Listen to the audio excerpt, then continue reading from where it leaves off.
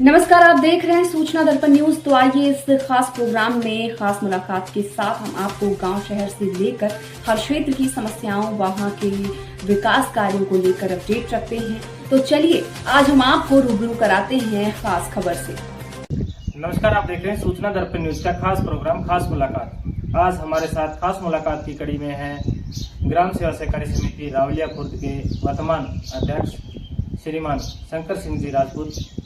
तो जानेंगे इनका राजनीतिक परिचय, किस प्रकार हुई राजनीति की शुरुआत और जनता ने जिस प्रकार इनको लगातार राजनीति में एक सक्रिय रूप में आगे बढ़ाने का जिस प्रकार कार्य रहा, और इनके भी जिस प्रकार बात करें किसानों से जुड़ी हुई संस्था से ये अगर अध्यक्ष पद पे हैं, तो किसानों के लिए क्या क्या सौगातें रही और क्या क्या समस्याएं रही ऐसी जिनका इन्होंने हमेशा शासन प्रशासन तक पहुंचाने का प्रयास किया।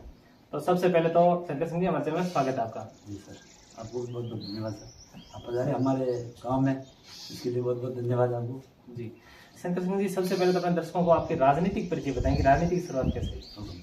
राजनीति की शुरुआत तो सर पहले से हमारे पापा भी राजनीति में थे। वो न्याय पंचायत में चलती थी पुरानी, उस समय भी वो मेंबर थे। उसके बाद में मेरे पापा 13 साल तक वार्ड पंच रहे और वो पढ़े लिखे नहीं थे, बाकी वो राजनीति में सक्रिय थे। जी, फिर मैंने भी बात पढ़े पूरी करी यहाँ राजनीति में। हमारे जैसे पूर्व सरपंच साहब हैं, उनके साथ जुड़ गए। धीरे साहब से परिचय हुआ। साहब से परिचय होने के बाद साहब हमको मतलब एक नई ऊर्जा मिली। हमारे ऐसे लीडर हैं जो रात दिन लोगों के लिए मेहनत करते हैं, हमें भी जागरूक करते हैं और मोटिवेट करते हैं, लोगों के हित के बारे में बताते हैं। और अधिकतर मतलब उनको किसी भी तरह की कोई भी समस्या उनके पास लेके जब आप रिटर्न फोन आएगा आपके, और आपकी हर समस्या का समाधान वहाँ उनके पास मिलेगा और वो करवाइए, कैसे भी करेंगे। कोई भी लोग वहाँ से निराश होकर नहीं आता है। आज दिन तक उनके राजनीति का ये कैरियर है।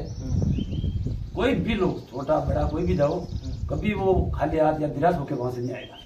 मतलब उनका काम, जिस काम से वो जा रहे हैं उनका काम होगा। और हमने भी उनके मार्गदर्शन में काम किया है। और काम करते करते हमें भी लगा कि भाई राजनीति में वो लूट मार वाली राजनीति नहीं करी सर। हमने सेवा की लोगों की, रात दिन किसी भी तरह की कोई समस्या हमारे, किसी बीमारी में, किसी काश्तकारों के, किसी काश्तकारी जमीन लेवल की हो या गांव में कोई दुख सुख हो, किसी भी तरह की कोई आपत्ति अगर गांव में आई है तो सबसे पहले मैं खड़ा रहा हूँ। हमेशा तैयार रहा हूँ। तो बात करें यहाँ पे, अगर बात करें किसानों ने भी आपका मान सम्मान रखा, ग्राम सेवा सहकारी समिति के अध्यक्ष पद पे आप चुनेंगे, तो किस प्रकार यहाँ की मुख्य रूप से किसानों की ऐसी क्या क्या समस्याएं हैं जिनका समाधान होना चाहिए? यहाँ पे किसानों की मुख्य समस्या सर, एक तो हमारे यहाँ ये कोई अच्छा तालाब बन जाए, एक नाला जा रहा है हमारे उधर से आ रहा है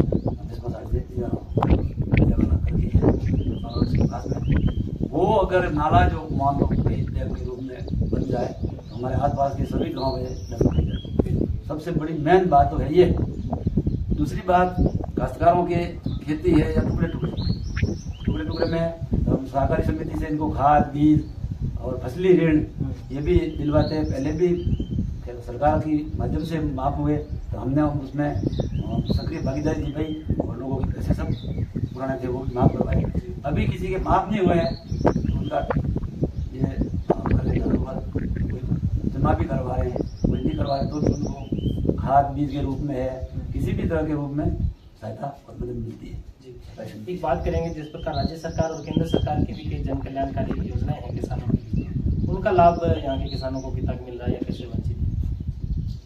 अभी तो सर देखो, पहले कांग्रेस सरकार में तो किसानों को लाइटें भी फ्री थी, ठीक है, लोगों के इलाज भी फ्री थे और लोगों के अनेक कई तरह की योजनाएं थी जो काश्तकारों के हित में थी और लाभकारी थी।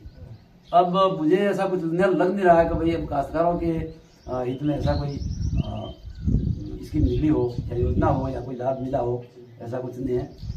अभी वो बीच में चलाया इन्होंने तो भाई वो बिलों के और वो पैसे मिल रहे हैं, फार्म बड़े लोग तुम वो एक दूसरे के पीछे लगे हुए हैं। लेकिन फायदा किसी को मिला नहीं है अभी तक। गाय भैंसों के जैसे काश्तकारों के लिए तो दूध के दाम बढ़े हैं, गाय भैंसों के लिए मेन काम भी खेती बाड़ी और गाय भैंसों का ही है काश्तकारों का। इसके अलावा कोई मेन दूसरा काम तो कहीं है नहीं। साइड काम खेती बाड़ी करने वाले लोगों के पास में मवेशी और खेती के अलावा और कोई सहारा नहीं है। जैसे सरकार की तरफ से कोई ये नरेगा के काम भी सब 2 साल से बंद है। 2 साल से हमारे यहाँ तो एक पैसे का काम नहीं हुआ है।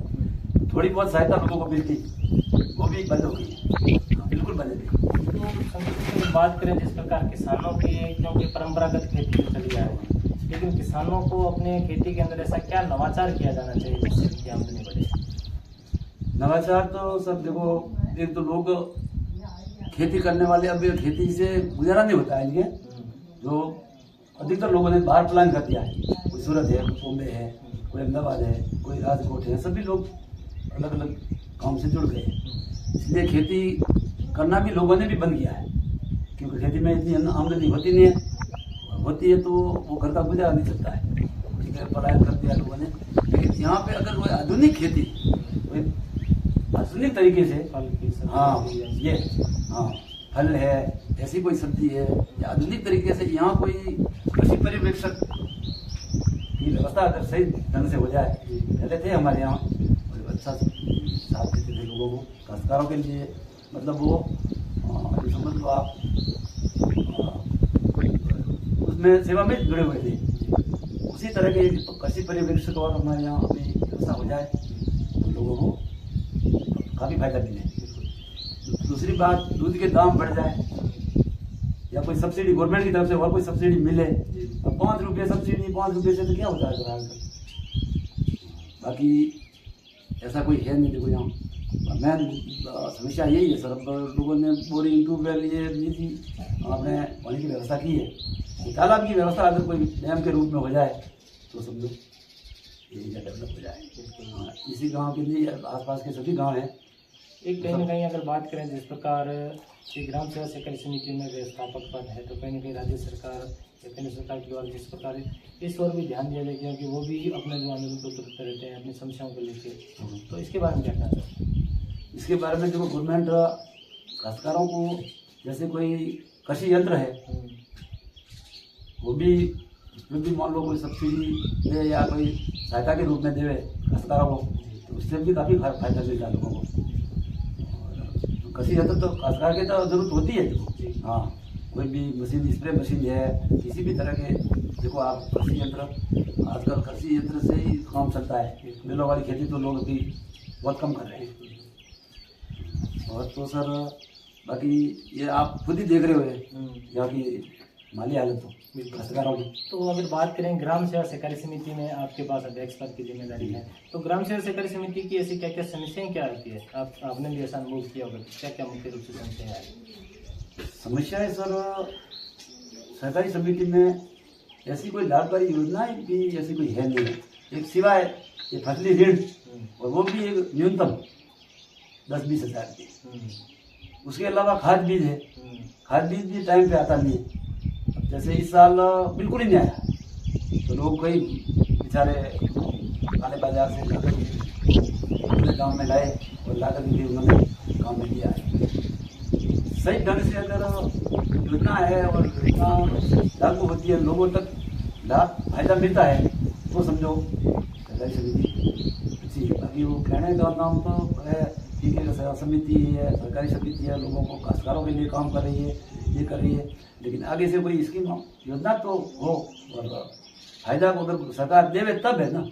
हाँ, ये फिर कैसे क्या होगा। तो शंकर सिंह जी, आपके क्षेत्रवासियों ने आपका हमेशा मत समर्थन, पंचायती राज में भी आपके परिवार से जिस प्रकार आप सुपुत्री वार्ड पंच के रूप में, आपको भी अध्यक्ष पद के रूप में चुना, क्षेत्रवासियों को और इस इलाके वासियों को क्या संदेश देना चाहोगे? मैं क्षेत्रवासियों को, जिस तरह लोगों ने मेरा मान सम्मान किया है और मेरा आदर किया है, मैं लोगों से तो पहले से जुड़ा हुआ लोगों के लिए काम करता हूँ। मैं हमेशा सर, मैं क्या बताऊँ आपको, किसी भी तरह का मैं आज हमारे गांव में छोटी मोटी कोई चोरी होती है तो भी सबसे आगे रहते हैं हम लोगों के लिए। कोई गाय भैंस बकरी वगैरह कोई छोड़ भी ले जाए तो भी कई बार हमने वापस चोरों के हाथों में से वापस लाई। हाँ, ताकि बीमारी हो या काश्तकारों की कोई समस्या हो, कोई आकस्मिक मरण मौत हो, हर तरह का काम, देखो आप, हर तरह के काम में मैं आगे रहता हूँ। बिल्कुल। तो ये थे हमारे साथ ग्राम सेवा सहकारी समिति रावलिया खुर्द के वर्तमान अध्यक्ष श्रीमान शंकर सिंह जी राजपूत, जिन्होंने बताया कि किसानों की जो भी समस्या रहती थी हमेशा उनके साथ कंधे से कंधा मिलाकर खड़े रहते हैं। किसानों ने भी उनका मान सम्मान रखा और देश प्रति जिम्मेदारी की। तो सर, हमारे चैनल में 10 मिनट टाइम देने के लिए बहुत बहुत धन्यवाद। तक के लिए इतना ही। हम आपको गांव शहर से लेकर हर क्षेत्र की समस्याओं और वहां के विकास कार्यों को लेकर रखेंगे अपडेट। तो देखते रहिए सूचना दर्पण न्यूज और हमारी वीडियोस को लाइक, शेयर व चैनल को सब्सक्राइब जरूर करें।